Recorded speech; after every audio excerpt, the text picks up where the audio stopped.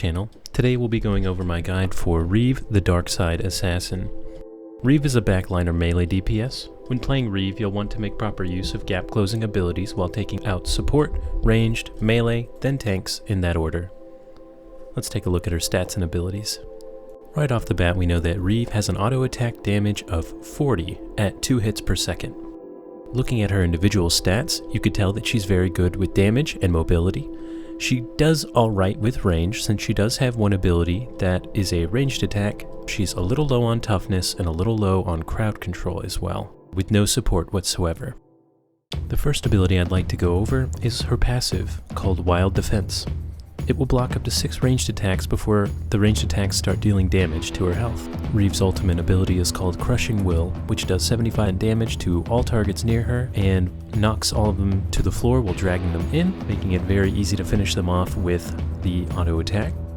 Ruthless Pursuit is a great gap closer with a short cooldown, which will do 60 damage at the end of the gap closer. When using Hinder on Ruthless Pursuit, Hinder will slow enemies and deal less damage, and when using Spree, killing an enemy will reset the cooldown, with the disadvantage of having a longer cooldown on Ruthless Pursuit. The next ability we're going to be talking about is Vicious Leap.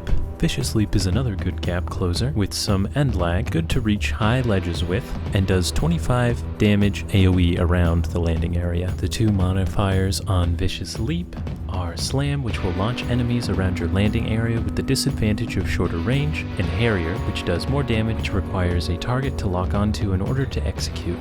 The last ability here is Lightsaber Throw, which does 45 damage per hit, going forward and back. The two modifiers on this ability, called hits one enemy doing a lot of damage and returns directly after, Transfix, which stuns but has a longer cooldown.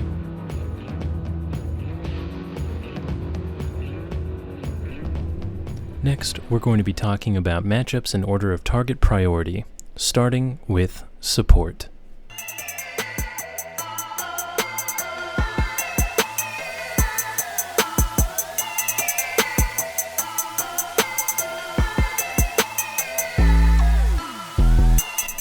First up on the support list is going to be Sprocket. He's the hardest out of all the supports to kill. Kill the turret first, then the healing droid for best results. Next up is Skora. She's an easy target but slippery, nothing to look out for, just get ready to chase her. And finally, Zaina. Has the highest damage burst, but you're going to want to wait for Sticky Bomb to come out before you engage.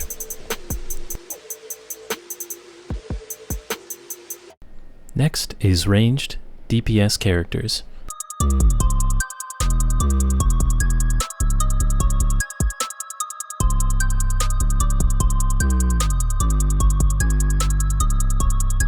First on this list is Utuni, the anti-melee, super slippery character. You'll want to bait the Imploder and wait for the knockback before engaging. You could also strafe around to try and dodge the knockback. You can use Ruthless to get away from the Imploder as well. For Amara, she has the highest burst damage, bait rockets, and potentially grapple hook or chase, then engage. Vicious works well to chase Amara with. The last range character is Sentinel. It's a little bit of a health bar melter. Bait the knockback from a distance and try to strafe behind the frontal shield.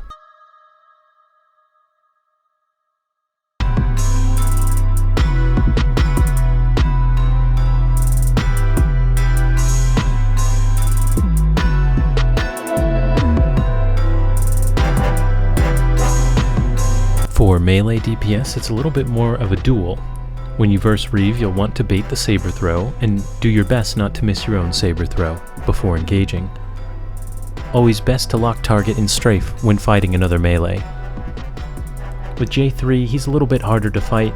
You want to bait the full pull by breaking line of sight and rotate behind to avoid the overhead strike. Now finally, tanks.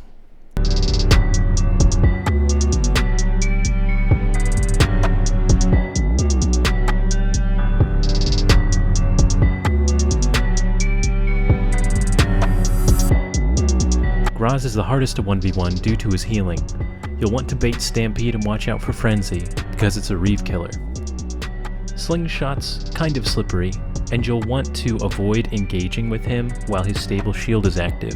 Of course, kite around rockets. Should be pretty easy to take out otherwise.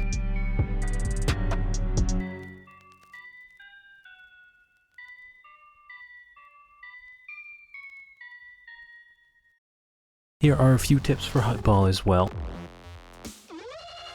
Throwing the ball ahead of you and using Ruthless to catch up to it is a good way to outmaneuver the enemy. Using Transfix to dislodge the ball from enemies is one of the better ways to use the ability. It's always best to use Rieve and Hutball when there's jump pads to get you to the goal faster.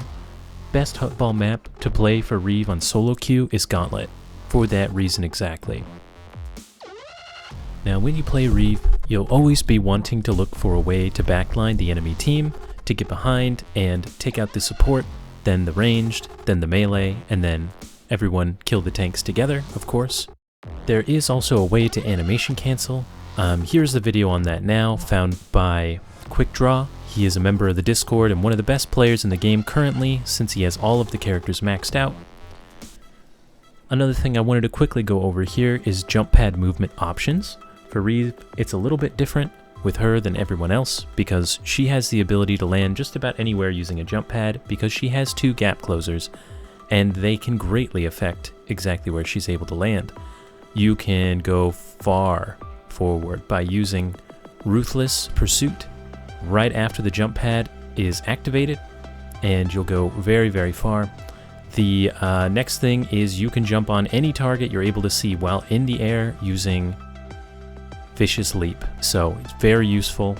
Definitely practice with these if you're wanting to get really, really good with Rieve. I think this is going to be a staple bread and butter later on when the game gets more popular. Now, there were also old glitches regarding Rieve as well. There was a jumping inside of the payload glitch, and basically the best way to avoid this, if you do see it, I'm not sure if it's patched out just yet, but you'll want to stay away from the payload and let the enemy Rieve slowly move the payload out from under them, and then get back to the game. So it's not too hard to get around. Another thing is there was the glitch where Rieve was able to jump in the enemy base. This was actually first seen on my stream, which you should check out in the links below. There's 2 ways to deal with this. You can have everyone focus the enemy Rieve in the base to do more damage than the auto heal, or ignore, because realistically there's nothing she can do. If you just leave to go fight her teammates, the team is down a player. Other than that, unfortunately we don't have any footage for Rieve jumping inside of the payload. I did see it a little bit more earlier on, but I assume it's been patched out already. We did have Gelinhir attempt to try and ride the payload regardless, so kudos to him for doing his best. Thank you so much for the footage. And be sure to check him out as well. He's a great YouTuber and a great player, and he's also a part of the Ultimate Hunters Discord, which by the way all of you can be as well, especially if you've just downloaded the game and don't have anyone to play with. This is a great place to go to learn builds, comps, matchups, and play with the top players, of course. Follow that in the link below as well. That just about does it for this video. Thank you everybody for checking out my channel. Be sure to subscribe and turn on notifications. Also be sure to check me out on Twitch. I do stream every Tuesday during the day and every Saturday in the morning before work. So we'd love to see you around, and I'll catch you next time. Peace.